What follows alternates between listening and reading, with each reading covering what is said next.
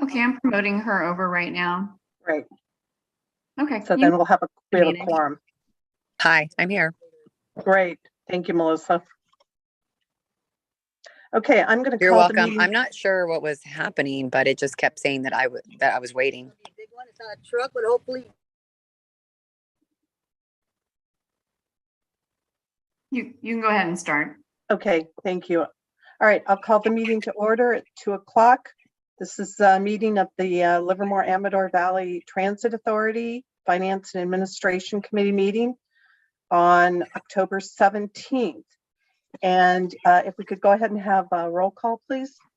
Sure. I guess, excuse me, I should say that the meeting's going to be via teleconference in accordance with Government Code Section 54953 E2 in order to protect the health and safety of staff, officials, and the general public. So if you could go ahead and do roll, please. Sure. Director Hernandez.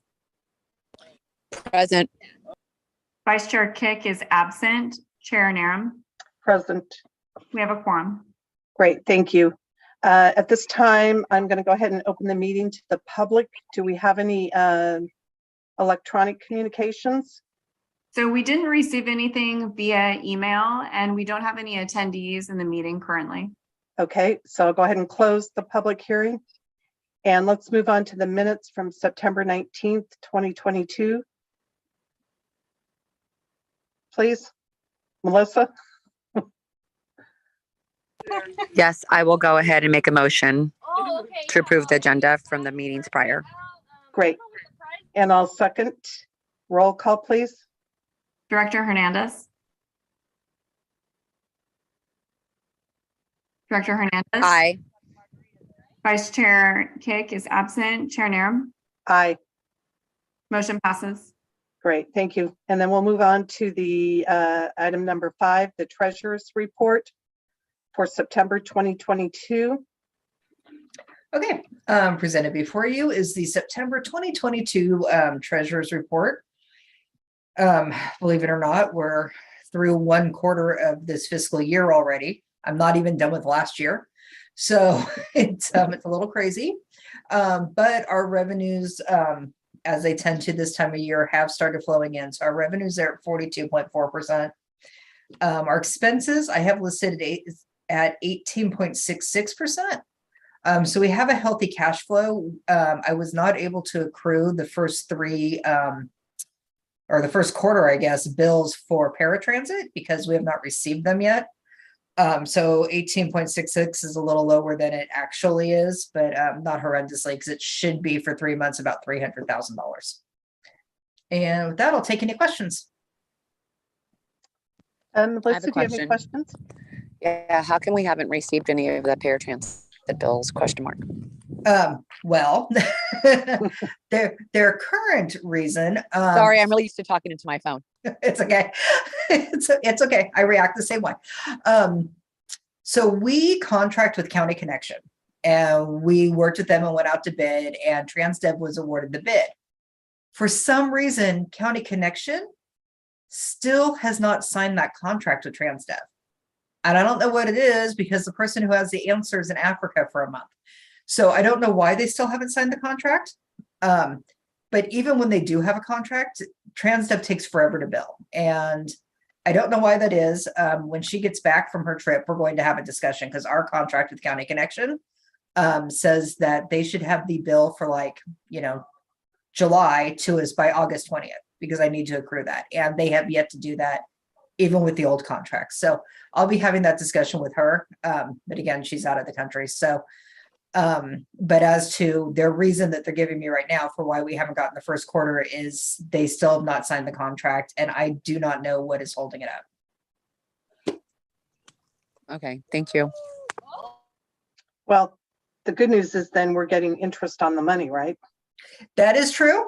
That is true. I just, I don't like inaccurate books, but yes, we're getting interest. And it's funny because under the first contract, they wanted money in like an escrow account because they were afraid we were going to take so long to pay. And I was like, give me a bill. I'll get you your money. The bill's correct. You can get your money in 10 days. It's real quick. But then they've been really slow in billing. So I'm like, if they're having a cash flow issue, I don't know why they're not quicker, but Really? it's true. It's true. We have more money in the bank. So, and in reality, it's probably good. I like to at least be able to accrue it, even if we don't pay it, just so I know how much, where we are in our budget. Right, right. No, I was just being funny. Yeah. No, it's true. We do. I mean, that's 300,000 we're accruing interest on that they're not. So, Yeah, not chump change. no, it's not. Okay, Melissa, do you want to make a motion to forward the report to the board? The board. Sure, I'll go ahead and make a motion to forward the report to the board, please. Great. I'll second. Roll call, please. Director Hernandez. Aye. Vice Chair Kick is absent. Chair Narum. Aye. Motion passes. Great, thank you. And then we'll move on to agenda item 6, which is kind of the meat of the meeting on pension liability assessment. And Tamara, are you going to kick this off for us? Actually, I will just introduce Andrew, who you have already met. And in the interest of time, I will let him just start his presentation. Fantastic. Good afternoon, directors and attendees. Thank you again for your time. Hopefully you can see my screen now. Yes. Yeah, perfect. All right. So the goal today is really to give you guys an update on our efforts, where we are at, and there are a couple decision points that we would ultimately like for you to opine on, give some direction as we look to really tighten up the base policy, and start preparing it for your full review and hopefully ultimately adoption. So I'm going to walk you through a little bit of a review of where we were, just kind of talk through a few of the key points that that we are thinking about in terms of managing the policy, kind of put it in context. And then we will talk about really the 2 key decision points that we're looking for your input on. Great. So with that, we're gonna jump right in. Yeah, you know who I am. So first, what we're looking at here is your on the left-hand side of the screen is your 2021 pension funding status. This is as of your most recent report. And I apologize, it is a little small. So on the left is the current funding status based on your most recent reports, which were released from CalPERS, right? So again, CalPERS releases these reports in about July.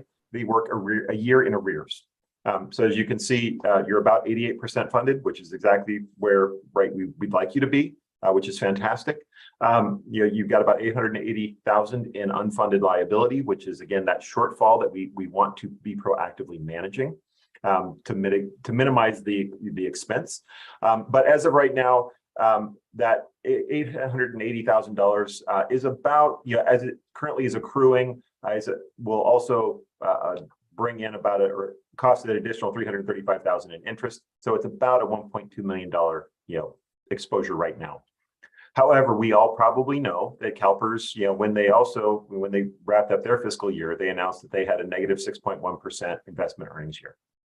So I do a lot of modeling on this. I talk to CalPERS a lot. So what you're looking at on the right is an estimation of the impact of that negative 6.1% year on your plans. So you can see there's quite a bit of a drop, right? You go from about 88% funded to about 77% funded, just because of that negative 6.1% year. So you can see your shortfall is about 1.78 million. And the interest cost on that, which will amortize over about 23 years, is 1.4 million. So we're at 3.2 million. So you go from about 1.2 million in total cost to about 3.2 million in total cost. These are the swings that we're trying to proactively manage by developing a policy.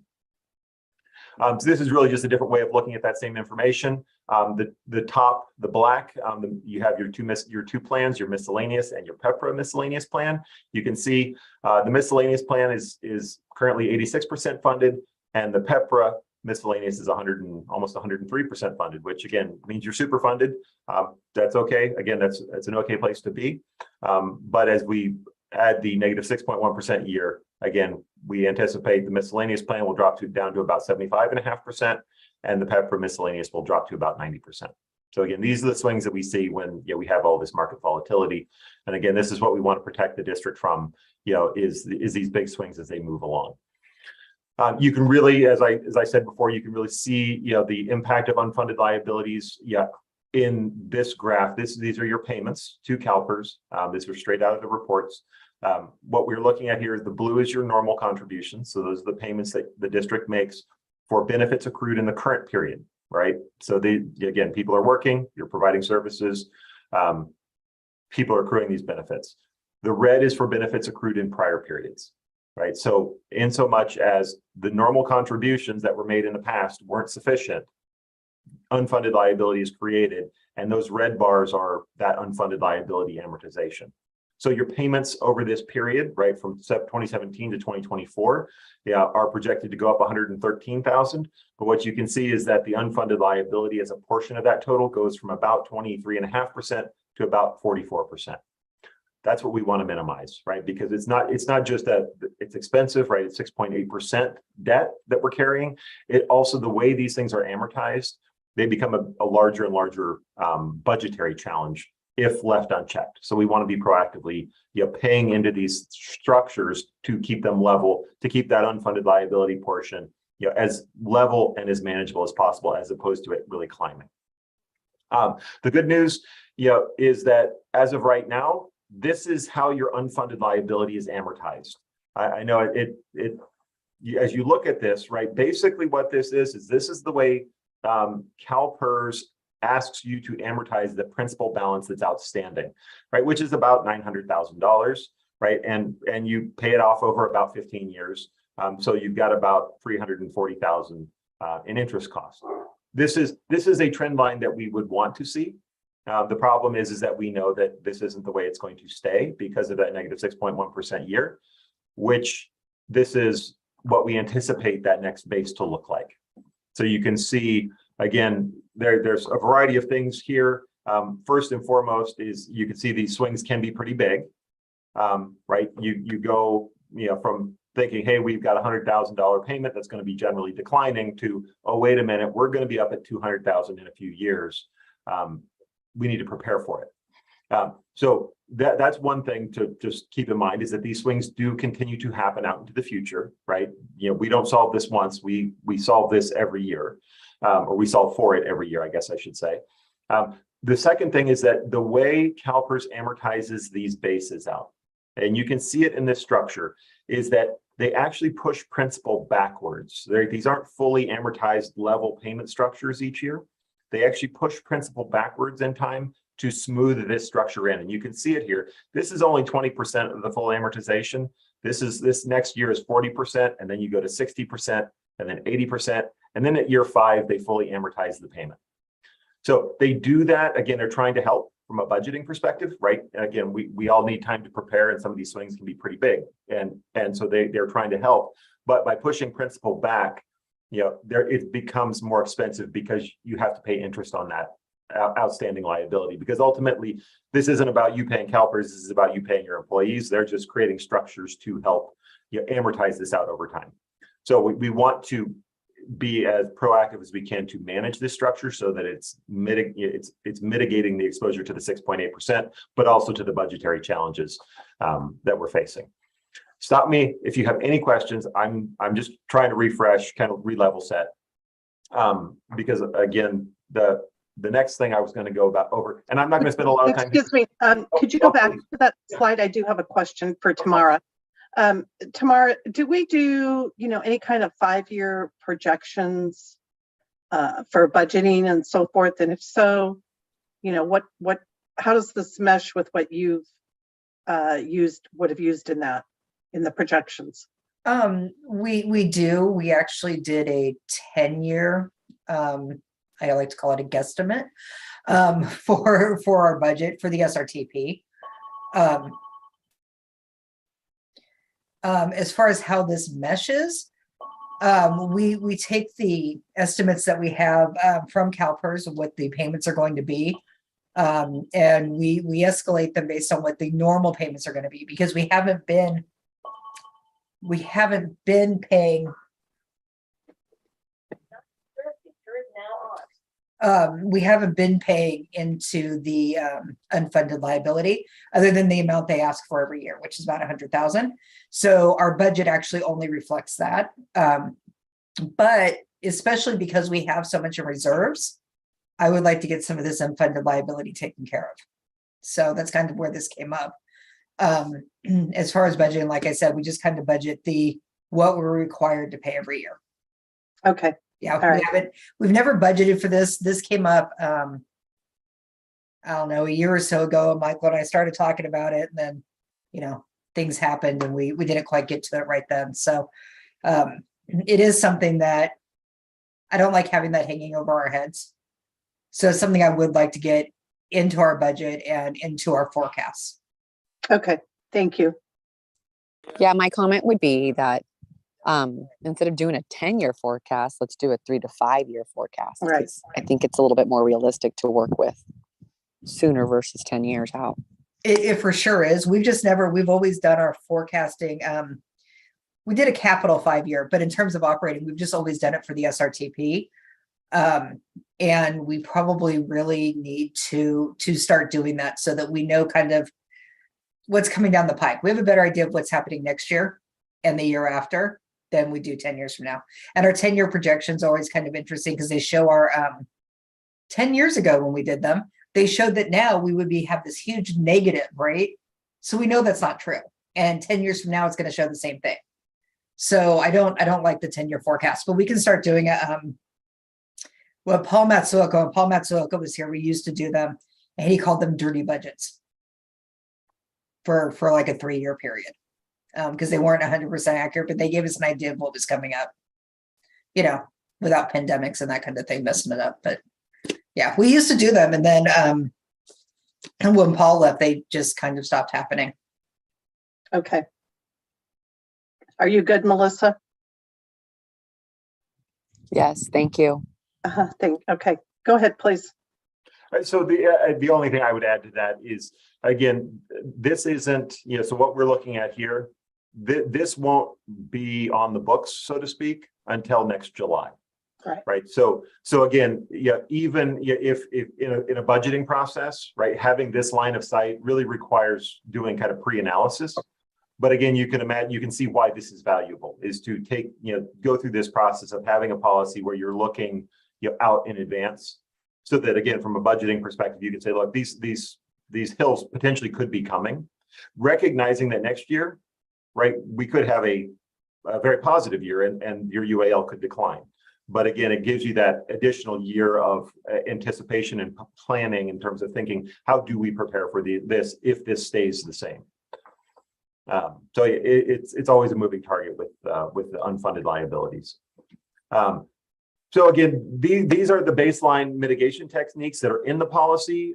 Again, we will go into far more detail again as we really start into the fine grained policy itself. What I really want to focus on is that all of these are really designed to get money into CalPERS up to a funded percent, right? Again, the goal is to pick a funding target for your CalPERS plans and say, we are going to proactively work to get money into CalPERS to achieve a funded level. As a general rule, I'm looking at 85%, right? And I'll explain why in a bit, but that's generally where we're looking at. And so if you're under that number, how do we work toward getting dollars into CalPERS to get it to 85%?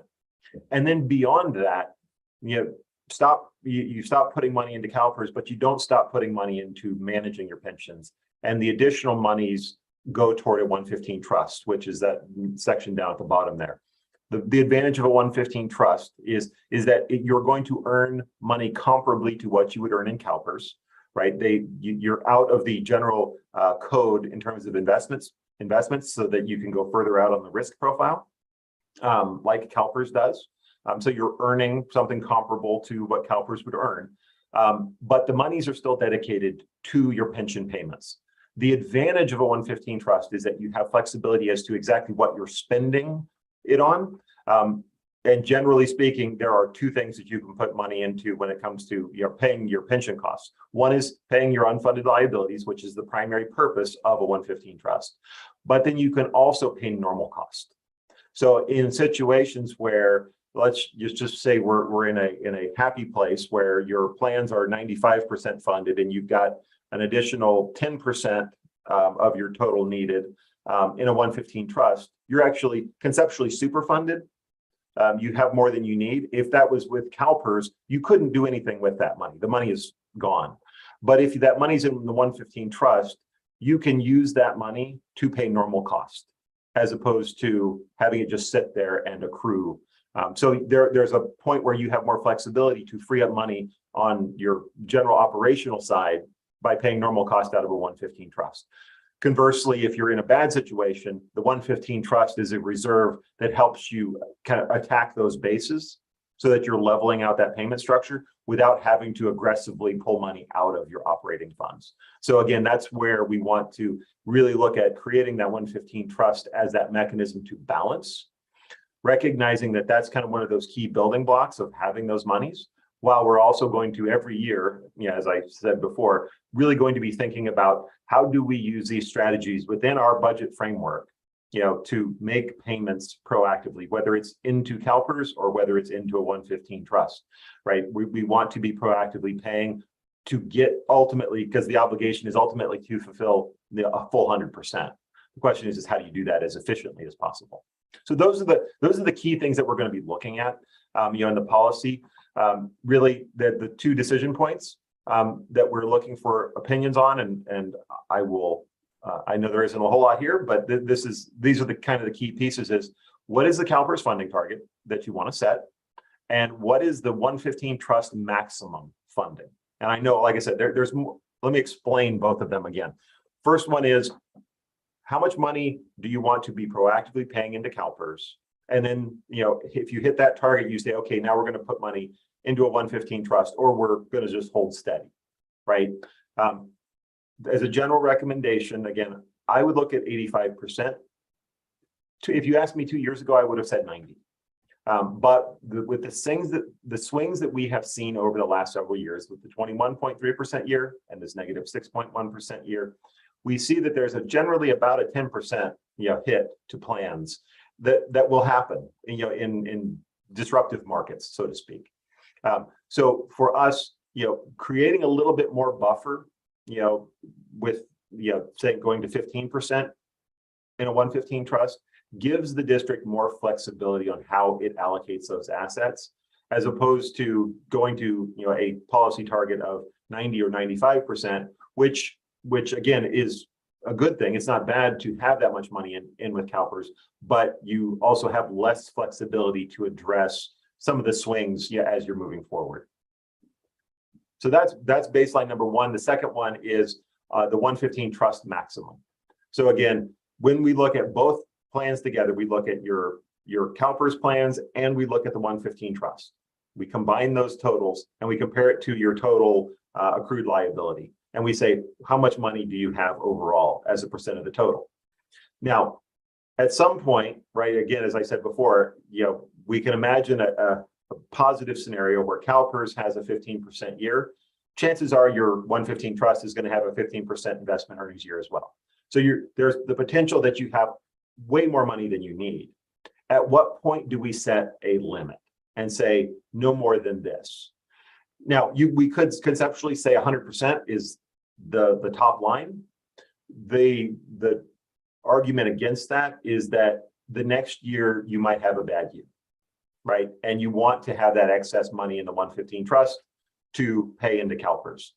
So again, recognizing that we get these 10% swings, not all the time, but they do happen.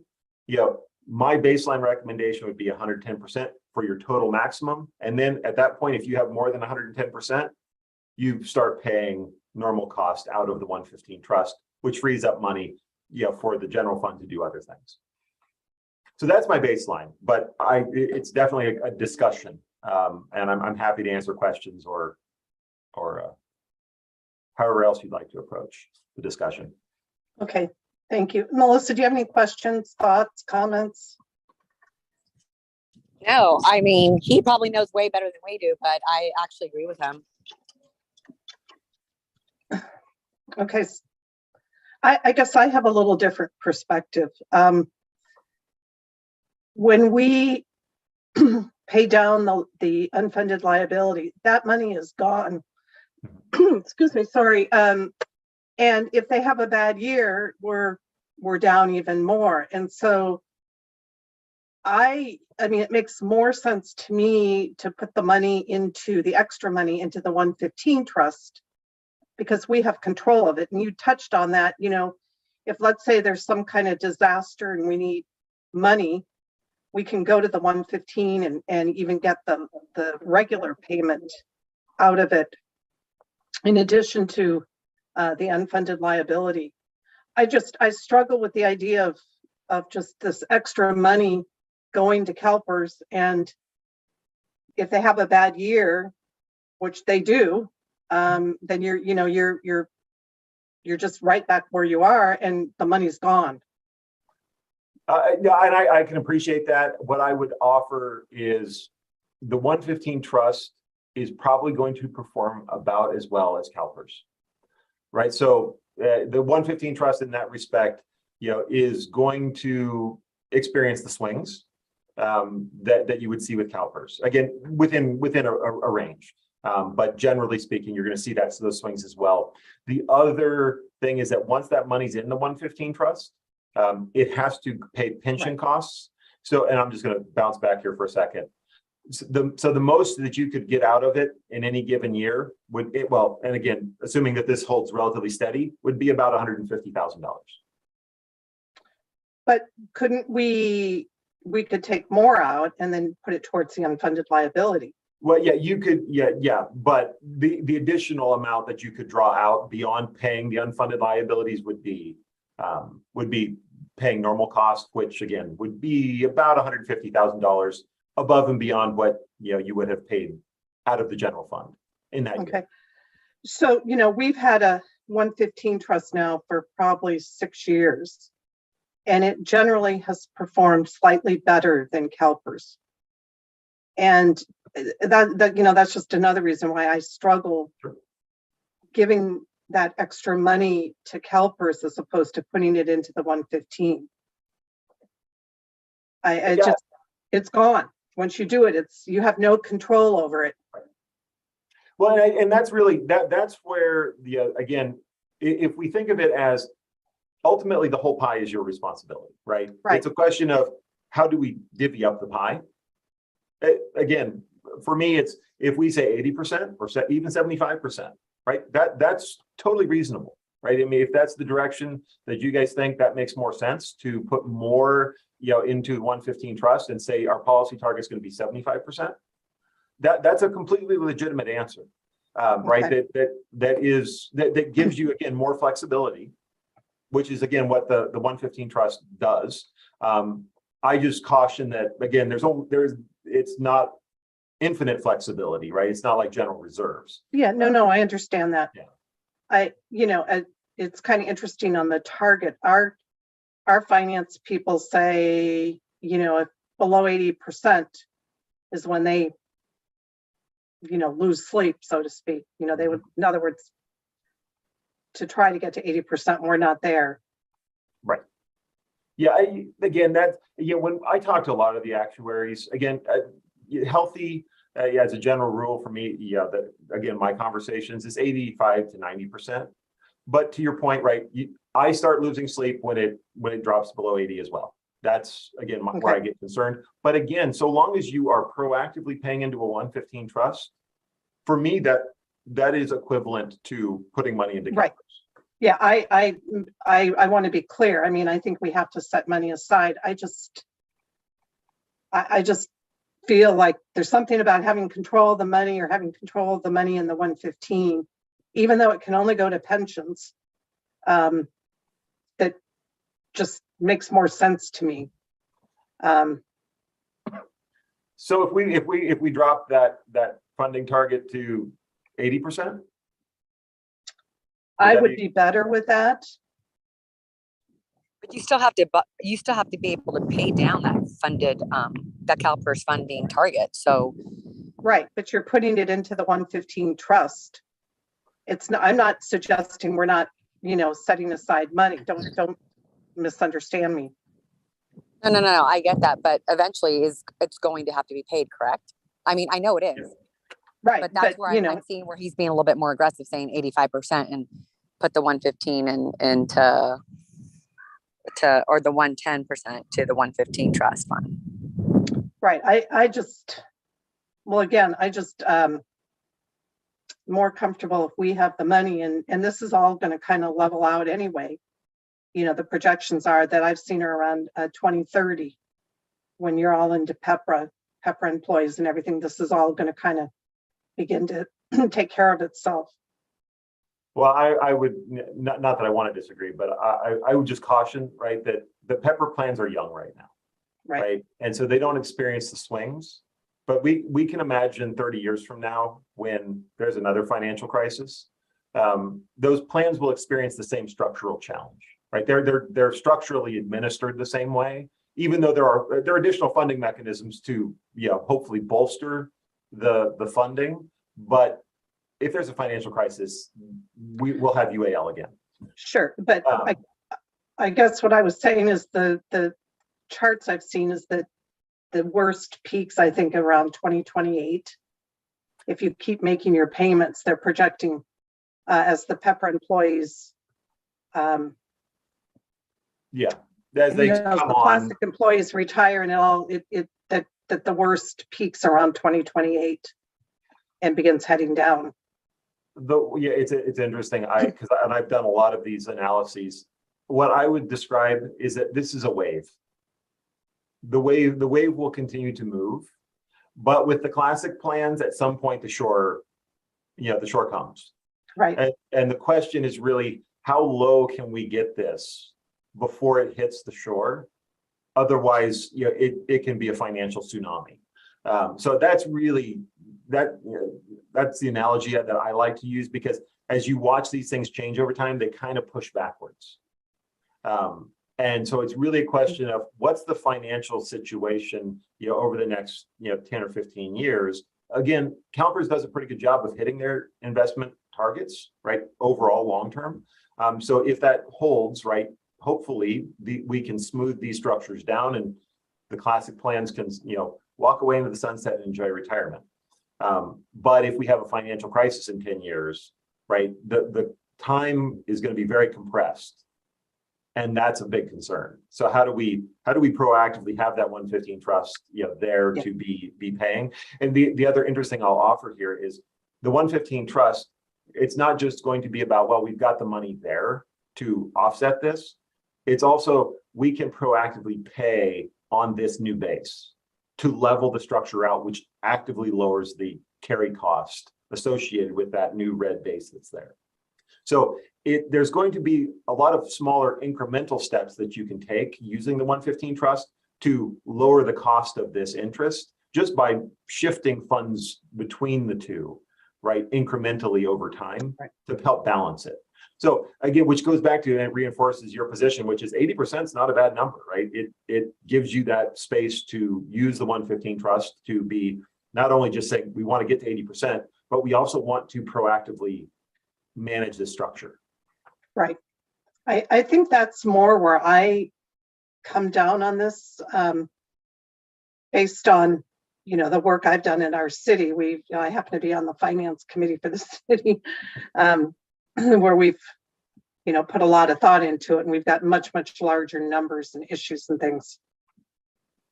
But I just, there's a fundamental question to me when you pay the bill, the money's gone. And if you can keep the money in the 115, the right balance, then you've got control. Right.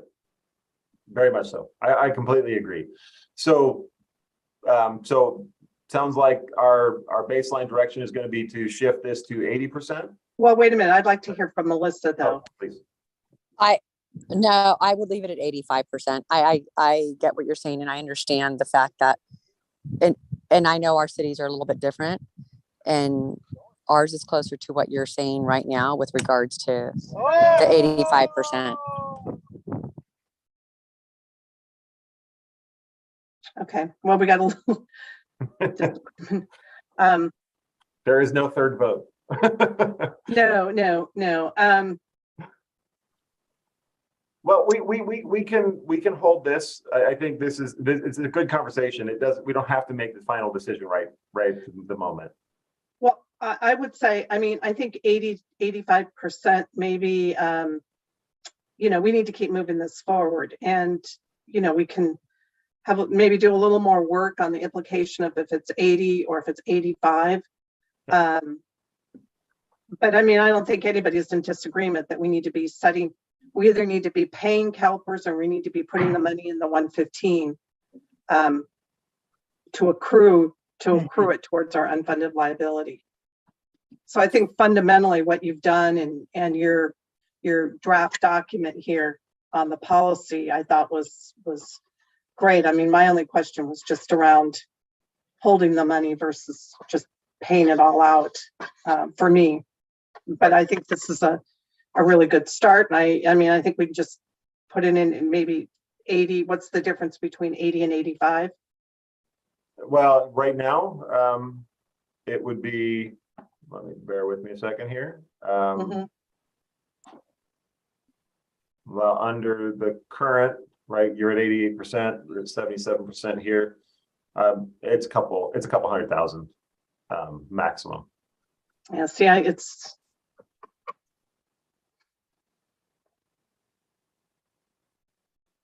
recognizing that this pie grows over time, right? Yeah, so sure. Right. So again, that whatever that number is, it would continue to evolve. I think if our conversation was 90 or 85, I would be more hesitant. I think either 80 or 85 is acceptable, right? These are, again, because it's just a question of when we're going to start proactively paying into a 115 trust. Okay. Andrew, does it have to be 80 or 85? Could it be 83? I'm just saying. It could be 80. It's only 5% when you look at it. It's really 5. What's the difference? The difference is 5%. We could split the baby at 82 and a half. Okay. See, the 0.5% a little too much for me. But I mean, that's just a thought. Or because I do want to move this forward, I do want to take the policy to the board in December, because I want to do it before you leave the board, Kathy. So, and we probably won't have an F&A meeting in November. So, I mean, we could take it to the board with this presentation and let them choose 80 or 85, or we can take a recommendation from you and Melissa. It's up to you guys how we do it. So what did you say the difference was? I mean, with regards to between the 80 and 85%? It is about $200,000 right now. Yeah.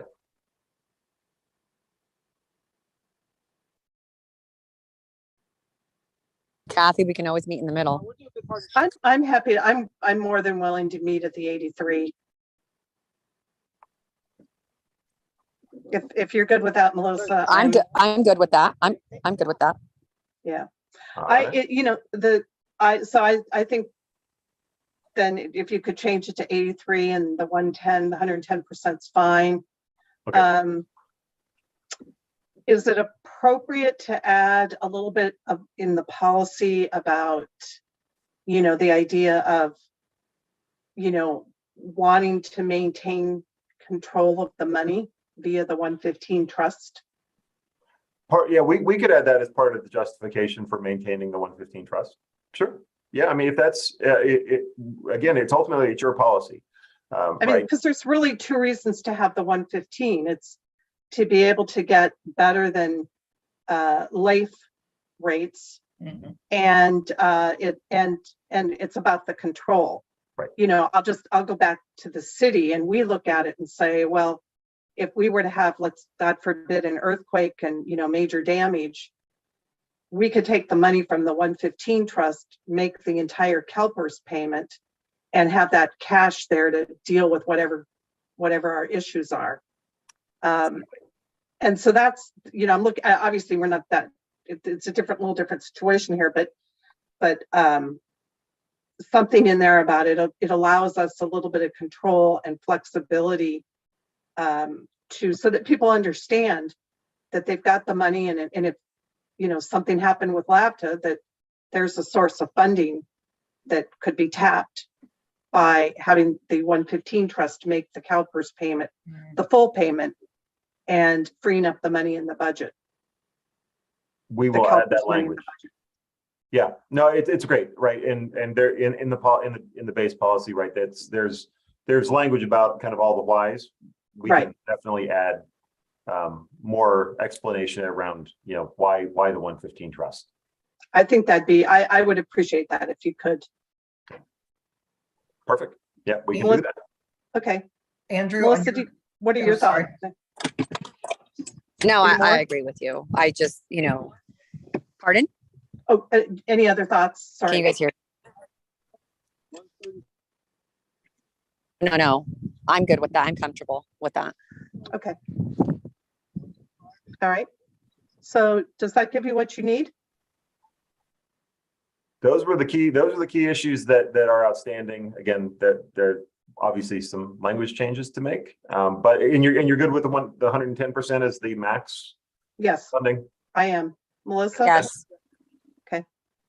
yes. And I should see, do we have any, Jennifer, any attendees? No. Okay. So I'll open and close the public hearing. And do we need a motion? This is information, actually, this is information only, so we're good. Okay, great. Well, I certainly appreciate your time answering all our questions and things. No, I'm more than happy to answer questions, right? This is one of those topics that, even seasoned finance professionals, right, usually are scratching their heads on. So anytime I can answer questions, I am more than happy to. Thank you for your time this afternoon. We'll get the language changes in, and we will be getting ready for December, well, hopefully adoption. Great. Thank you. Thank you.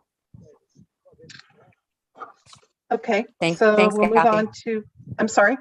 I said, thank you, Kathy. Thank you. Agenda item 7, tomorrow, preview of upcoming committee agenda items.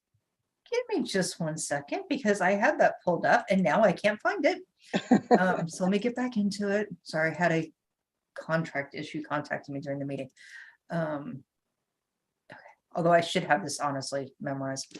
Okay, so November, we will probably cancel the meeting because it always falls right around Thanksgiving. Just to let you guys know, normally in October, we would have brought the draft ACFR to the committee. But the auditors are behind. So I'm going to take it directly to the board in November, but I will email it to both of you. That way, if you have questions, or excuse me, all three of you, that way, if you have questions, you can email me beforehand. It'll go in November too. Still have to, it has to be done before the end of October because there's other reporting that has to be done, but they're not quite there yet. So they're close, but I've sent back a bunch of corrections. And then December meetings tend to be canceled as well because of Christmas and New Year's. Although I don't know if our new executive director is going to want to maybe make sure she gets in an F&A, so that may change. But anticipate November and December being canceled for just the committee meeting. And then January, we'll have our treasurer's report, our minutes, the draft 2023 legislative program, because Jennifer Yeaman should be back before then, and she'll have that ready to go. And then February minutes and treasurer's report, March minutes and treasurer's report. Although you won't be here for this, Kathy, unfortunately. But I do want to change up if Christy's okay with it. The way we do our budget, I want to do some prioritization with the board, probably in January. I'll probably start with the F&A committee, seeing, kind of what their priorities are in terms of our various capital projects. We keep hearing from the public and they're like, oh, why don't you do this? And why don't you do this? And it kind of occurred to me that we don't really go to the board and find out what your priorities are in terms of like capital projects. We've been doing kind of, I won't say 100% staff, but a lot with staff. I mean, we know the board wants the Atlantis facility and we know you guys want the SAB. But other projects, we're just like, hey, there's a grant. Let's apply for that because we want to do this. And I think we need to really kind of, they'll do some of that with the long range transit plan. So they'll give me a starting point.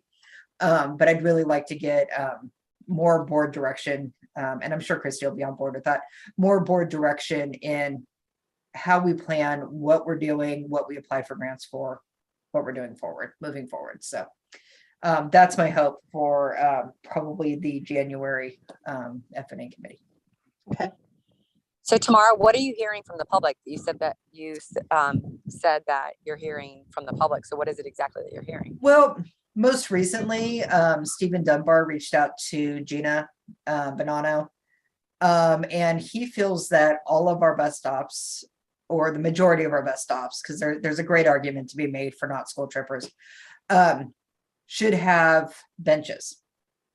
And when we put a stop in, when we initially put it in, some get benches automatically because they're like the premium shelters. So they're like the rapid route.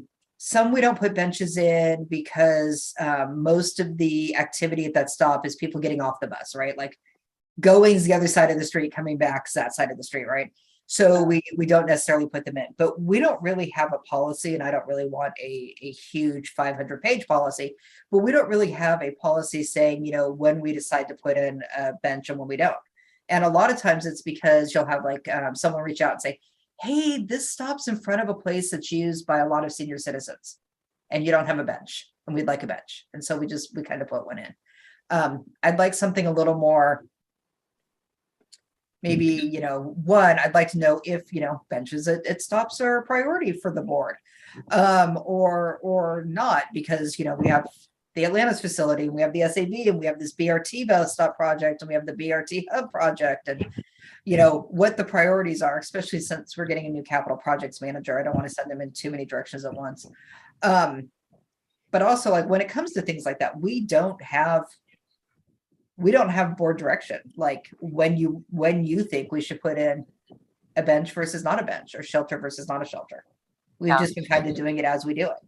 No, and I think that's a great point to bring up, but I definitely think that it should be up to the city as well, because the cities know their cities best. Well, even if we want to put one in, we can't do it without the city. Exactly. But I mean, there's always reasons, right? There's always reasons why or why not we have things. And so, I definitely would want to have further conversation with that.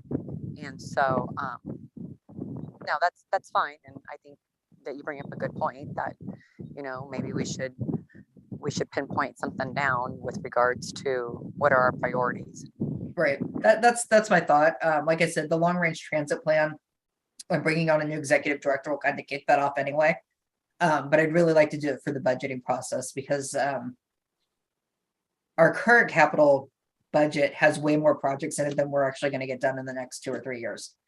And so, we're bringing in a new capital projects manager, and we're going to be sending him the priorities right now are, hey, we already have this money and the funding agencies are pushing us to spend it.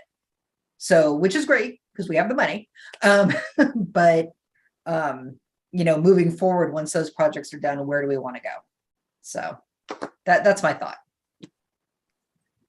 Okay. Well, and I think it's also a good point to bring up, there's so many grants out there, right? And grants being proposed by not only, but a lot from the Fed. And I think it's good for us to take advantage of those. And I know we have a lot of projects in the works that you say that, we may not be able to get done, but I think it's good to be able to get the funding. Right. So we can get them done. Right. We definitely can't do them without funding. It's just, say you have a funding source and it's eligible for, we have 5 projects that we could apply for. It would be good to know what the priority is, so we apply for that project versus one that's maybe not as high a priority. So, but we pretty much presently apply for all the money that's out there. It's just a matter of where it goes to. Okay. I think it, that makes sense to get some priorities, because there's only so many people to do the projects, and right, they'd be getting the most important ones and the ones that are essential done. All right. Melissa, any matters initiated? No, I have no matters to bring forward. Thank you. Okay, I don't either. All right, so tentatively the next meeting is November 22nd. We'll look for cancellation if there's nothing that has to be heard from you tomorrow. Yes. Okay. Yeah. All right. There's nothing. Okay. Nothing pressing. You never know, because Jennifer Yeamans may be back by then. She may have something that I don't know about. Okay. And so with that, then I think we'll go ahead and adjourn the meeting and see everybody at the board meeting. All right. Thank you. All right. Thank you. All right. Bye-bye.